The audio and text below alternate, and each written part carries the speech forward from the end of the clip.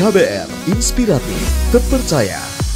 Berbicara seputar pandemi COVID-19, hingga awal minggu kedua Agustus 2021, sebanyak 10,3% penduduk Indonesia sudah divaksinasi 2 dosis. Menurut keterangan Kepala Staf Presiden Muldoko, sekitar 183 juta vaksin akan datang ke Indonesia secara bertahap pada bulan September hingga Desember 2021. Tentu saja ini kabar baik untuk kita, dan pemerintah pun terus mempercepat pelaksanaan program vaksinasi nasional untuk menekan lonjakan kasus COVID-19.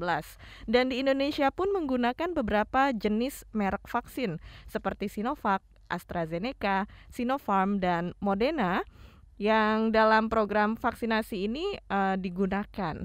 Dan pertanyaan pun muncul ya di masyarakat, vaksin mana yang paling mujur?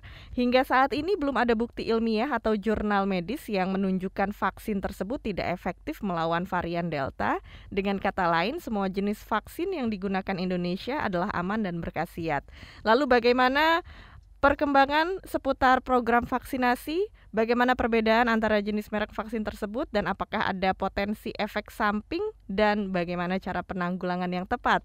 Ini akan kita perbincangkan di ruang publik KBR yang bisa Anda simak di 100 radio jaringan KBR di seluruh Indonesia dan di Jakarta lewat 104,2 MS3 FM. Dan di kesempatan pagi hari ini kita sudah bersama dengan 2 orang narasumber. Yang pertama adalah Profesor Dr. Hindra Irawan Satari, Ketua Komnas KIPI. Langsung saja kita sapa. Selamat pagi, Prof. Pagi, Ines. Iya, ini kita panggil dengan sapaan akrab aja ya, Prof Hingki. Silakan, Ines. Iya. Salam sehat selalu, Prof. You too, semuanya stay safe, stay healthy. Iya. Selanjutnya kita juga sapa narasumber berikutnya, Profesor Dr. DRH I Gusti Ngurah KD Mahardika, ahli virologi dan molekuler biologi. Selamat pagi, Prof Mahardika. Selamat pagi, Mbak Ines. Salam sehat. Salam sehat selalu. Selamat pagi, Prof Mahardika. Salam sehat. Iya, jadi pagi hari ini kita berbicara dengan Ketua Komnas KIPI, dan berikutnya bersama ahli virologi dan molekuler biologi. Ini akan jadi perbincangan yang menarik sekali sampai nanti ke jam 10 pagi waktu Indonesia Barat. Kita ingin tahu nih, Prof. Yang pertama saya mau ke Prof Mahardika dulu.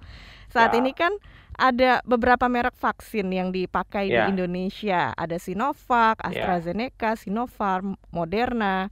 Ini jadi pertanyaan juga di benak masyarakat. Apakah ada perbedaan khasiat yang didapatkan dari masing-masing merek ini? Dan apakah ada vaksin yang lebih manjur dibanding vaksin yang lainnya? Seperti apa, Prof? Ya, semua vaksin ini kan hanya yang berbeda platformnya ya. Kalau Sinovac, Sinopharm itu berbasis platformnya virus lengkap yang inaktif atau dimatikan. Sedangkan AstraZeneca itu platform yang dia pakai adalah vektor virus adenovirus yang tidak berbahaya, yang kemudian disisipi gen COVID-19. Sedangkan Moderna itu platform mRNA, aja yang disuntik adalah mRNA. Jadi ini kemudian yang beda pertama adalah yang Sinovac, Sinopharm yang disuntiknya sudah ada antigen yang memicu nanti langsung memicu antibodi, sedangkan AstraZeneca sama Moderna yang diberikan itu adalah hanya komponen genetik dari virus COVID sehingga masuk ke dalam sel sendiri yang membentuk protein yang nanti memicu antibodi. Dan ini berbedanya tentu ada plus minus, ada keuntungan, ada kerugian dari masing-masing platform ini. Tetapi semua vaksin yang diuji itu sudah melalui proses uji klinis yang sama dan melalui proses registrasi untuk memperoleh emergency use authorization yang sama. Mestinya semuanya aman dan efektif. Angka efektivitas yang dipublikasi oleh masing-masing vaksin itu sebetulnya tidak bisa kita jadikan patokan untuk mengatakan ini kurang berkhasiat, itu yang lebih berkhasiat. Karena apa? Karena uji klinis dari masing-masing vaksin itu tidak dilakukan di tempat yang sama. Jadi tidak bisa kita bandingkan uji klinis yang di Amerika menghasilkan 90% efikasi misalnya, yang sedangkan di Bandung menghasilkan 65% efikasi. Artinya yang di Bandung seolah-olah lebih minor atau lebih minoritas performanya. Jadi kita tidak bisa bandingkan. Karena apa? Karena tempat uji efikasinya berbeda, populasinya berbeda, juga konsentrasi virusnya ya juga berbeda. Itu secara umum sekali lagi masyarakat jangan terlalu terbuai dengan angka efikasi dari suatu vaksin karena sama sekali tidak bisa dibandingkan head to head. Jadi tidak apple to apple. Kalau ingin membandingkan semua vaksin itu mestinya semua vaksin diuji di tempat yang sama. Barulah kemudian bisa kita seperti itu ya, Prof ya. ya. Dan Jadi intinya sekali lagi semuanya aman, semuanya efektif, semuanya mengalami proses yang sama dan semuanya masih dipantau oleh BPOM masing-masing negara. Kalau ada KIPI yang berat dan itu kemudian dicurigai berhubungan dengan vaksin, pasti penggunaannya dihentikan sementara dan bila perlu ditarik kembali. Itu sekali lagi semua komponen BPOM dan kemudian Komnas KIPI semuanya memastikan bahwa vaksin yang dipakai masyarakat aman dan efektif. Iya. Nah, selanjutnya Prof. Hingki, ini seputar perbedaan jenis vaksin ini, apakah juga ada perbedaan efek sampingnya? Bagaimana pemantauan Komnas KIPI? Baik, terima kasih Ines. Jadi tadi telah disampaikan oleh Prof. Mahardika bagaimana komponen aktif dari si vaksin-vaksin tersebut. Berbeda-beda, ya. Jadi prosesnya pun berbeda-beda. Nah, apa yang terjadi dengan kejadian ikutan pasca imunisasi? Itu sebetulnya adalah suatu reaksi alamiah. Tubuh kita ini sempurna sama Yang Maha Kuasa diciptakan. Dan untuk bertahan hidup, Tuhan kan bisa mempunyai kekuasaan untuk kita bisa bertahan hidup dan memperbanyak diri. Untuk itu, kalau ada bahaya, tubuh kita bereaksi untuk mempertahankan diri, untuk supaya kita bisa berkembang biak dan bertambah banyak. Dengan apa? Sistem kekebalan. Nah, yang dimasukkan kan sebetulnya benda asing. Dicurigai oleh tubuh ini akan merusak. Karena itu tubuh mengadakan reaksi. Nah, itulah yang terasa seperti demam, pegel, ya kan, pusing, lemas, pengen tidur, mual, muntah. Itu sebetulnya seperti kita sakit flu aja. Sakit flu, kemasukan virus beneran, tubuh kan mengadakan reaksi. Meskipun virusnya kita anggap influenza tuh penyakit ringan, kan kita demam, pegel-pegel, lemes, ngantuk. Jadi itu wajar ya, Prof ya? Jadi itu menandakan bahwa tubuh kita mengadakan reaksi dan vaksin juga mengandung bahan aktif. Karena itu jadilah reaksi yang kita harapkan berdasarkan data tadi Prof. Mahardika telah menyampaikan. Uji klinik vaksin itu fase 1, fase 2, fase 3 itu merupakan reaksi-reaksi yang memang dipantau dan terjadi, namun proporsinya rendah. Karena proporsinya rendah atau sangat rendah dan reaksinya ringan, maka diambil rekomendasi bahwa vaksin itu aman. Nah, dan itu dipantau meskipun sudah dinyatakan aman, kami kan tetap menerima laporan, melakukan surveillance aktif, ya, dan membaca artikel, jurnal dari laporan-laporan baik dari negara lain maupun dari organisasi kesehatan sedunia, organisasi kesehatan Eropa dan organisasi kesehatan Amerika gitu. Jadi itu merupakan reaksi alamiah tubuh terhadap masuknya benda asing ke dalam tubuh dan sebagian besar bersifat ringan dan singkat, bahkan sembuh tanpa atau dengan pengobatan. Iya, ini saya garis bawahi. Ini adalah reaksi alamiah tubuh kita ya, efek samping dari vaksin ini.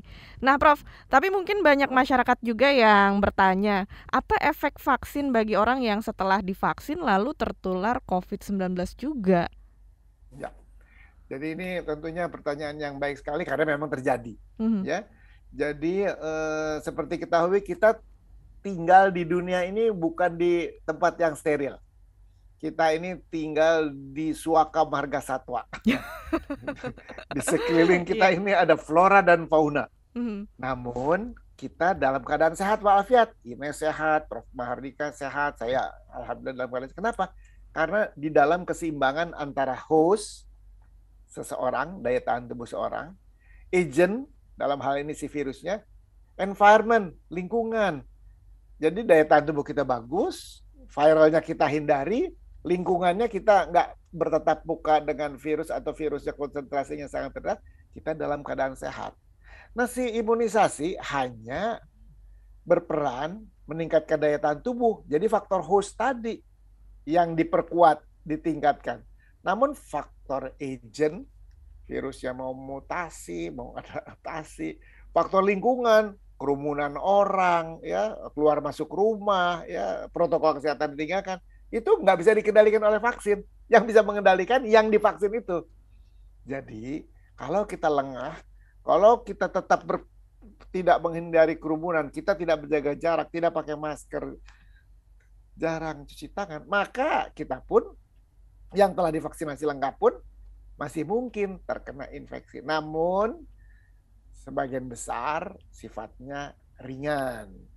Tidak perlu dirawat di rumah sakit, tidak berakibat fatal. Namun tetap saja sebagian kecil, sangat jarang yang sampai dirawat, yang sampai fatal. Itu memang terjadi. Itu memang ya demikian keadaannya. Kalau mau dikatakan, meskipun setelah divaksin banyak yang sakit atau dirawat, bahkan berakibat fatal, namun yang divaksin lebih banyak lagi yang sakit ringan, bahkan sehat, dan jarang sekali yang berakibat fatal.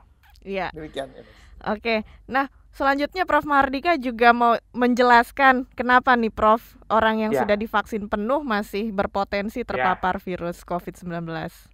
Ya, Mbak Ines, Mbak, kalau saya di Bali Mbak, saya bilang, Mbak Ines, tidak pernah ada yang disebut dengan sterile immunity. Jadi kekebalan steril itu tidak pernah dihasilkan oleh vaksin. Apalagi kemudian vaksin ini buatan manusia, bukan buatan Tuhan.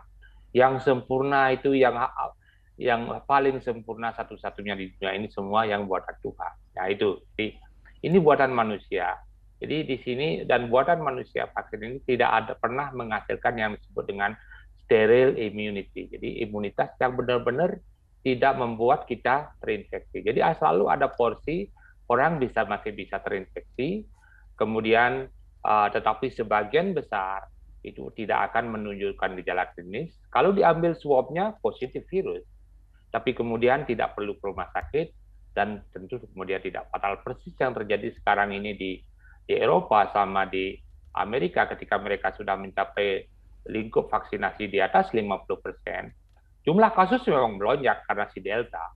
Tapi sebagian besar atau jumlah tingkat hunian rumah sakit tidak sampai kewalahan dan tingkat kematian juga masih rendah. Itu satu poin. Jadi, tetapi dalam porsi yang kecil, Pak Ines, sekali lagi ini buatan manusia. Manusia itu para ahli hanya berbicara tentang selang kepercayaan, mungkin Prof. Hengki juga sama, bahwa kita suatu vaksin akan dianggap baik kalau katakanlah misalnya 90% protektif, artinya dari 100 orang yang terpapar 90 tidak menunjukkan sakit, 10 menunjukkan bisa menjadi sakit, tapi kemudian 10%, kemudian itu 90%. Jadi bisa saja kemudian efektivitas hanya 99%. Tetap ada 1% populasi yang sudah mendapat vaksin itu gagal menimbulkan respon imun, mungkin karena kondisi tubuhnya, mungkin karena sedang imunosupresi, lebih wanita, hormonalnya lagi terganggu, maka respon imun juga terganggu. Kemudian ada penyakit-penyakit lain, penyakit parasit, penyakit yang menyebabkan imunosupresi, sehingga respon imunnya menjadi tidak sempurna. Dan selalu ada porsi penduduk yang porsinya vaksin seolah-olah gagal. Tapi sekali lagi, itulah buatan manusia. Tidak ada yang sempurna, dan kemudian dalam porsi yang sangat kecil ini, jadi misalnya di bawah 1%, tetap kemungkinan ada orang yang meskipun sudah divaksin, kemudian juga terpapar dan 1-2 bisa mengalami kematian atau fatal. Itu memang tidak bisa dipungkiri. Sekali lagi, vaksin adalah buatan manusia, tidak sempurna 100%, jadi selalu ada porsi penduduk yang mempunyai respon imun yang terganggu. Lebih-lebih daripada COVID, Mbak Ines, patogenesis daripada COVID. Di samping karena tidak ada kekebalan dalam tubuhnya, tapi ada beberapa individu justru menimbulkan antibodi yang berlebihan. Harusnya Mbak Ines itu membuat serdadu antibodi misalnya 100, 200 di dalam tubuh cukup untuk membuat virus itu mati, selesai.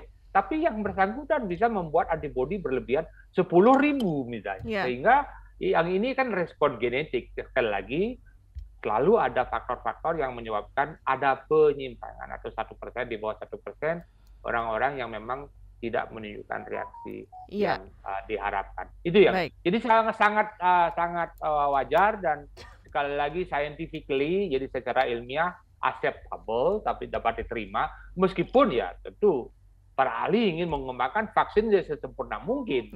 Ini vaksinnya baru, sedang dalam masa emergensi, para ahli sedang bekerja keras untuk memperbaikinya dan akan membuat vaksin yang lebih baik dari yang ada sekarang. Saya kira itu respon saya, Mbak Ines.